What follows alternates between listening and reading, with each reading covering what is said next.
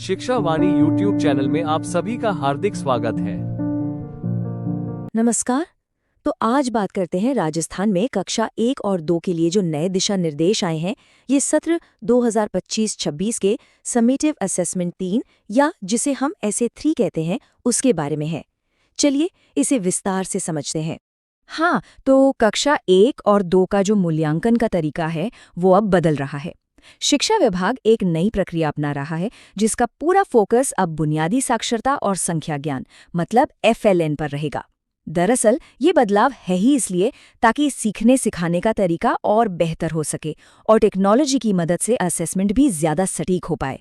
तो इस पूरी प्रक्रिया को समझने के लिए हम इन 6 पॉइंट्स पर बात करेंगे। सबसे पहले, ये नया SA3 मूल्यांकन है क्या?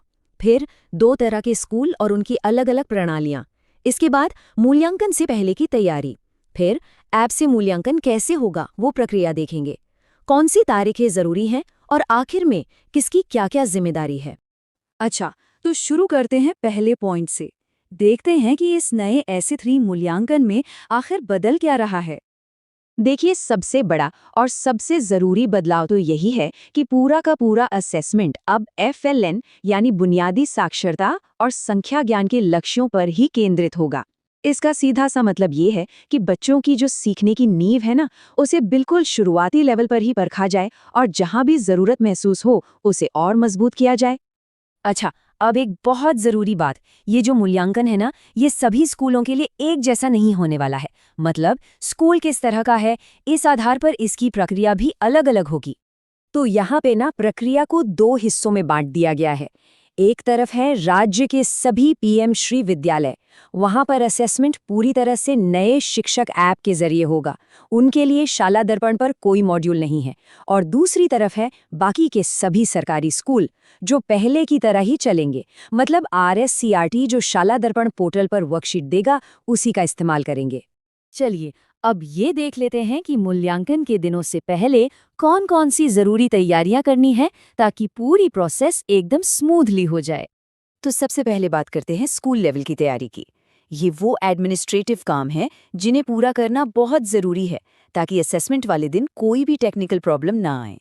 तो देखिए, सभी स्कूलों को 5 मार्च 2026 तक, ध्यान रहे 5 मार्च तक, शाला दर्पण पोर्टल पर स्टूडेंट्स के प्रपत्र 5 और प्रपत्र 9 को पूरी तरह अपडेट कर देना है। इसके साथ ही क्लास टीचर और सब्जेक्ट टीचर की मैपिंग भी पूरी करनी होगी। और हाँ, ये पक्का करना संस्था प्रधान की जिम्मेदारी है कि ये सारा डेटा एकदम एक्यूरेट हो, बिल्कुल सही हो। अच्छा, तो स्कूल की तैयारी तो हो गई। अब देखते हैं कि टीचर्स को अपने लेवल पर क्या-क्या करना है, खासकर उन PM श्री स्कूलों के टीचर्स को जहां ऐप का इस्तेमाल होना है। टीचर्स के लिए ये एक सीधी साधी चेकलिस्ट है।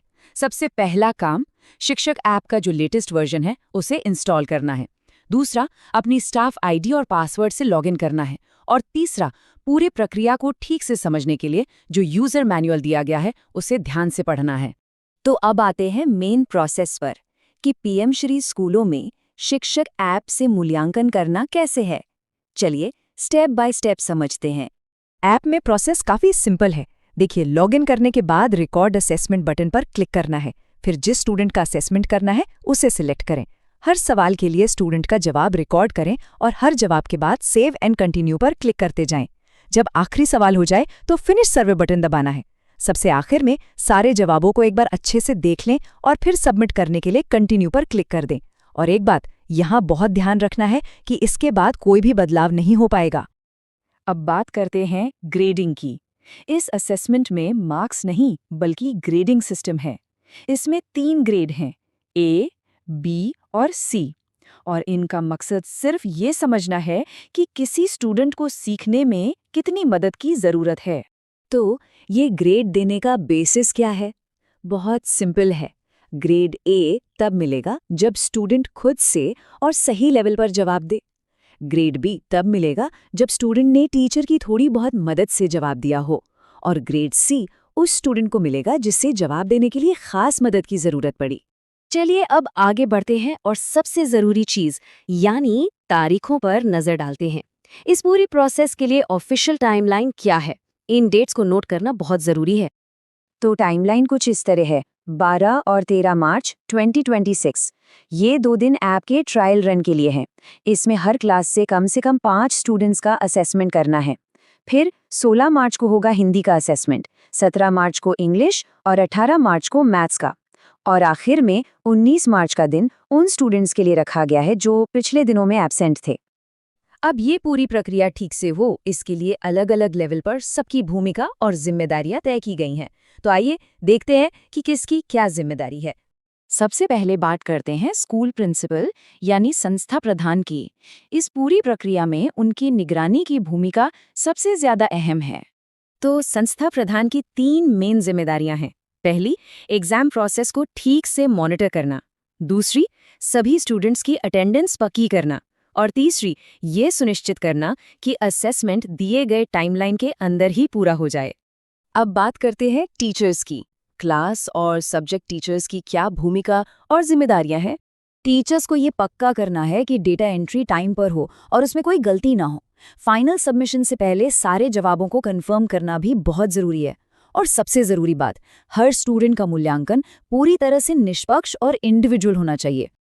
और आखिर में देखते हैं कि ब्लॉक और जिला लेवल के अधिकारियों की इस प्रोसेस में क्या भूमिका होगी। तो इन अधिकारियों का काम होगा स्कूल वाइज प्रोग्रेस को रेगुलरली रिव्यू करना। जिन स्कूलों का काम पेंडिंग है उनसे कांटेक्ट करना ताकि असेसमेंट टाइम पर पूरा हो सके। और साथ ही अगर कोई भी टेक्निकल प्रॉब्लम आती है तो उसके लिए सपोर्ट देना भी इनकी ही जिम्मेदारी है। तो ये थी SA3 मूल्यांकन की नई प्रक्रिया से जुड़ी सारी जानकारी। और ये पूरी बात हमें एक बड़े सवाल पर सोचने के लिए छोड़ जाती है। क्या ये जो डिजिटल असेसमेंट का सिस्टम है, ये वाकई में बुनियादी शिक्षा की क्वालिटी को बेहतर बनाने में एक असरदार कदम साबित होगा?